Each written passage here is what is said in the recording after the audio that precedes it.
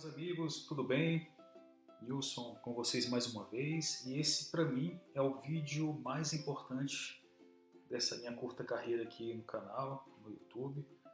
E eu vou ensinar para vocês como a gente conseguiu multiplicar por 5, mais de 500% o recebimento de dividendos em um ano, né? De fevereiro de 23 a fevereiro de 24, né? Esse ano agora, tá bom? Eu peço para você, né? Tenha calma aí, eu vou passar os passos, né, por meio de fundamentos inicialmente e depois a prática de como nós chegamos lá, tá bom? Se você gostar do conteúdo, eu peço que se inscreva, compartilhe, deixe um comentário e um like aí para nos ajudar, tá bom?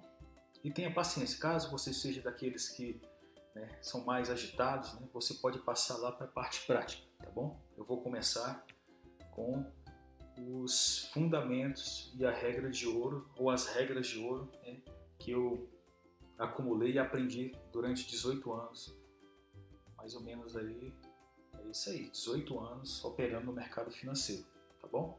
E essa é o resultado, né, dessa plantação, né, nós escolhemos, né, você pode ver aqui, eu fiz um videozinho também da página da B3, né, da área do investidor, a gente começa em fevereiro lá com R$321 de dividendos, tá bom? A gente chega aí esse mês de fevereiro de 2024 com cerca de R$1.700, tá bom? Foi 1.650 exatamente, o que seria mais ou menos 5 vezes, né, um pouco mais de 5 vezes em um ano, tá? A gente não teve nenhum grande aumento de salário, a gente não ganhou na loteria, a gente não vendeu casa, carro, não. Né? Foram sementes plantadas que agora a gente está colhendo, tá bom? Então, passando para os fundamentos, tá bom? Que são os princípios que eu chamo de regras de ouro, e na sequência a gente vai ter as práticas aí, as decisões que a gente tomou durante o caminho que resultaram nessa colheita de dividendos, tá bom? O primeiro princípio, né, não olhe apenas para o resultado. Se você quer ter consistência, você tem que entender o processo, tá bom? Tem aquelas imagens que falam, né, o jogador de futebol americano, após ganhar o Super Bowl, as pessoas dizendo, poxa, o cara tem um dom, para ele é fácil, né? Não olha para trás a vida do jogador, né? Anos e anos de prática, treinamentos e dificuldades, né, que eles passaram para chegar naquele momento de ganhar um Super Bowl. A mesma coisa nos investimentos, tá bom? Quando você vê só esse resultado, né, de 500% em um ano, você vai dizer, poxa, o cara tem um dom, o cara teve sorte, acertou, né, no investimento X. Não, isso aqui são só dividendos, pessoal. Então, não veja apenas o resultado, aprenda o processo. Isso que eu quero passar para vocês, eu quero ensiná-los o processo em que eu passei, tá bom? Que nós passamos aqui. Essa é a primeira regra de ouro. A segunda, o dinheiro não é necessariamente bom ou ruim, ele é um instrumento potencializador. Tá? Muita gente confunde o versículo de 1 Timóteo 6,10, né, dizendo que o dinheiro é a raiz de todos os males. Não, o amor ao dinheiro, tá? A pessoa pode sim ter recursos, mas a pane, e o problema é quando os recursos ou o dinheiro tem a pessoa. Quando você ama o dinheiro ao invés de amar pessoas, tá bom? Então, o dinheiro vai só potencializar o que você realmente é. Então, o dinheiro é apenas um instrumento para você abençoar a sua própria família, abençoar a sua própria comunidade, né? Então, não tenha esse mindset dizendo que o dinheiro é algo prejudicial. Não, ele é um instrumento para alcançar algumas coisas, tá bom? Então, ele não é bom, não é ruim. Depende do que você faz e como você o vê. Se ele for o seu Deus, né, ele vai ser o seu dono ali. Tá? Então, o correto é você ter dinheiro, não o dinheiro te ter, tá bom? Então, a segunda regra de ouro é essa: o dinheiro não é bom ou ruim, ele é só um instrumento potencializador. A terceira, que eu aprendi durante a caminhada: ninguém vai cuidar melhor do seu dinheiro do que você mesmo, tá? Pode parecer estranho eu dizer que o gerente do banco não é seu amigo, porque ele tem um empregador, né, que é o banco, e ele tem que cumprir metas. Então, ele vai te oferecer por vezes, tá? Investimentos ou instrumentos contábeis melhores para o seu empregador. Tá? Eu virei a chave mais ou menos em 2016 nesse aspecto. Quando eu estava estudando aí a previdência privada do meu filho, eu vi as taxas, né, que a gente fez na empolgação, alguns anos antes. Quando eu fui ver o crescimento daquela carteira de previdenciária, eu vi que muito, né, uma parte significativa era comida por taxas do Banco do Brasil na época, né? Então, entendi que eu saquei todo o dinheiro que tinha e a partir dali eu comecei a investir para o meu filho, né, tendo em vista a sua aposentadoria. Então, aprenda, busque conhecimento, busque entender, né, como as coisas funcionam nas finanças e entenda que ninguém vai cuidar melhor dos seus recursos do que você mesmo, tá bom? Puxando esse gancho, né, é a tal da autorresponsabilidade. Tá? Tome os remos das suas finanças, tá? Tome a decisão de gerir as suas finanças. Se você deixar a vida te levar, né, no aspecto aqui das finanças, você pode chegar a um lugar onde você não queria, tá bom? Ou chegar a lugar nenhum. Então, tome para si, tá? Invista tempo, né, aprendendo a investir, a poupar, aprendendo sei lá, escolher os melhores, né, instrumentos para que você possa colher na frente aí os resultados, tá? Não deixe a vida te levar, que ela vai te levar para um lugar que talvez você não queira estar, tá bom? Então seja responsável pelas suas próprias finanças. Outra coisa, né, o dinheiro é um ótimo empregado, mas é um péssimo patrão, tá? Einstein disse, melhor dizendo, que os juros compostos são a 8ª maravilha do mundo, né? Aquele que entende ganha, né? Esse pedacinho, quando você entende que o dinheiro trabalhando para você é bom, você vai ganhar, tá? E quem não entende paga, tá? Eu deixei aqui um videozinho, ver se vai passar. Aqui a nossa carteira no Invest, né? Tem alguns investimentos aqui em renda fixa. A gente pode ver aí que renderam 40%, 55%. Ou seja, esses reaisinhos aqui, né, são nossos funcionários trabalhando aí 24 horas por dia, tá bom? Isso aqui é você usar o dinheiro, né, ser o patrão do dinheiro, não o dinheiro ser seu patrão, tá? Se você tem dívidas, né, você está escravizado aí pelo aquele que te prestou, aquele que te forneceu a dívida. Então, o dinheiro é um ótimo empregado. Quando você usa bem, está aqui, ele está rendendo aqui desde 2019 sem a gente fazer força, tá bom? E quando você está do outro lado, você está pagando juros, realmente o dinheiro, né, desse lado é complicado, tá bom? Então entenda que o dinheiro é um ótimo empregado, tá? Use-o como um empregado, né? Mas é um péssimo patrão. Ele cobra de você, ele tira, se você for descuidado, ele vai tirar tudo, né? Vai influenciar na sua família e no seu trabalho. Outra regra que eu aprendi com o tempo: poupar não é suficiente, tá bom? Então nós temos que, mais do que poupar, saber investir. Então busque, né, não mais só a inteligência financeira, né? Anseie pela sabedoria, tá bom? Você vai reduzir seus gastos, né? Vai deixar um espaço para formar sua reserva de emergência, você vai ter seus investimentos depois, tá? E lembre que 1% em 20 anos faz total diferença no final lá da caminhada, tá bom? Isso aí é saber investir com sabedoria, saber escolher os melhores instrumentos. Então, para que você seja independente financeiramente, só poupar não vai garantir isso, tá bom? Tem que saber investir. Isso que eu quero ensinar aqui para vocês nesse vídeo, né, e nos outros vídeos desse canal aqui, tá bom? Pessoal, esse é o básico do básico das finanças, tá? Entenda a diferença entre ativos e passivos. E, por favor, compre ativos. Mas, caramba, o que é um ativo? O que é um passivo, né? Simples, pessoal. Um ativo vai colocar dinheiro no seu bolso e um passivo vai tirar, tá? Uma casa pode ser o quê? É um ativo ou um passivo? Eu digo para você, depende. Se esse imóvel está alugado, né, descontando todas as taxas, imobiliária, impostos, dinheiro entrar no seu bolso, na sua conta, ele é um ativo, né? Mas se você está morando, está pagando IPTU, está pagando manutenção, coisas assim, ele é um passivo, tá bom? Então lembre-se, tudo que tira dinheiro do seu bolso é um passivo e tudo que coloca é um ativo. Então busque comprar, por favor, ativos, né, fundos imobiliários, ações que pagam dividendos, CDBs, LCI, LCAs, tá bom? Coisas que coloquem dinheiro, né, na sua carteira e não que tire, tá? Então aprenda, ativo traz dinheiro para você e passivo tira dinheiro. Outro exemplo é um carro. Se o carro está sendo usado para transporte pessoal da família, ele é um passivo. Ele vai, primeiro, desvalorizar em 5 anos 40%, mais ou menos. Tá bom? Você vai gastar com seguro, manutenção, combustível, óleo, coisas assim. Tá? Se ele é alugado para Uber, alguém faz Uber, ou mesmo você faz e depois descontando tudo, você tem lucro, o carro vira um ativo, tá bom?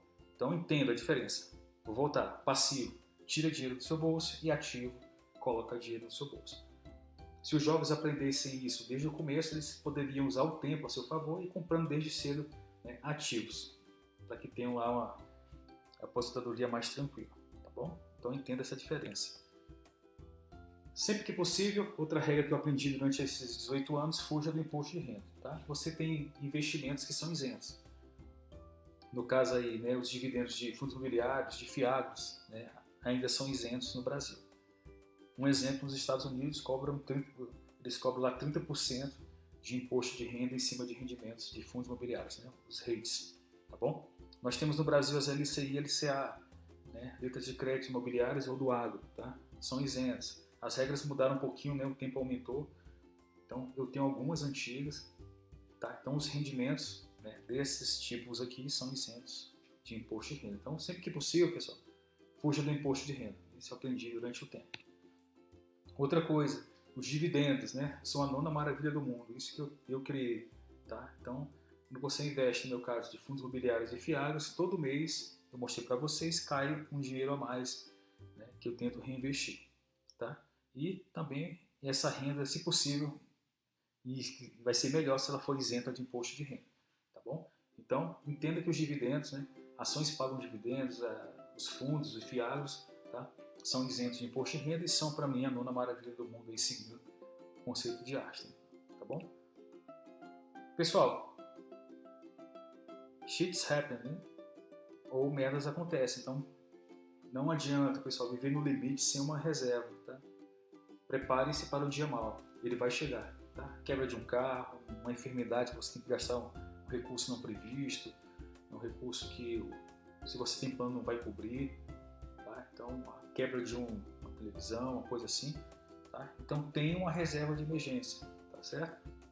E me perguntam, né, quanto? Depende muito, né? Se você é um funcionário público, tem uma renda estabilizada, sei lá, 3 a 6 meses, tá?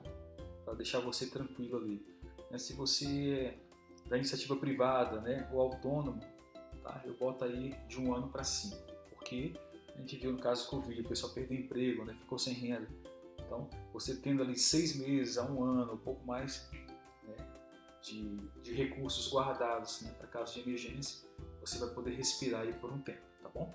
E merdas acontecem, dificuldades vão surgir no caminho, tá? Quem estiver preparado para elas vai sofrer menos, né? Não que não vá sofrer, mas vai sofrer menos em relação às suas finanças. Então, desde cedo, né, preparem aí e formem, né, uma reserva de emergência. Mais uma regra de ouro que eu aprendi nessa vida aqui. E pessoal, e para nos fortalecer na caminhada, né, e nos empurrar, tá? Vejam a linha de chegada, né? Vejam o seu objetivo, né? O que eu quero? Eu quero, né, um objetivo de, sei lá, de médio e curto prazo, uma viagem, né? A gente foi conhecer a Disney um pouco, tem um ano, era um sonho de criança, tá? Mas não foi feito, né, em 1 ano, foi planejamento de anos, tá bom? Sei lá, compra de um carro melhor, né, ou uma casa, né, para a família, né? Então, aposentadoria. Então, vejam, né, imaginem, né, a cada ação, a cada decisão, vocês estão lá vendo a linha de chegada, te empurrando para lá, tá? A certeza das coisas que ainda não existem, né? A fé. Vejam lá, né, o seu objetivo chegando, né, para te motivar a chegar nisso, né? Veja e entenda qual é o seu objetivo, né? Vocês têm que entender, né, para onde estão indo, tá bom? Busquem, né, imaginem, sintam, né, respirem, né, como se já estivesse vendo e a linha de chegada chegando, se aproximando e você cruzando aí, né, e chegando no seu objetivo, tá bom? É isso, pessoal. Essa é a parte teórica e a parte de fundamentos, tá bom? Em que a gente conseguiu subir esses dividendos aí, né?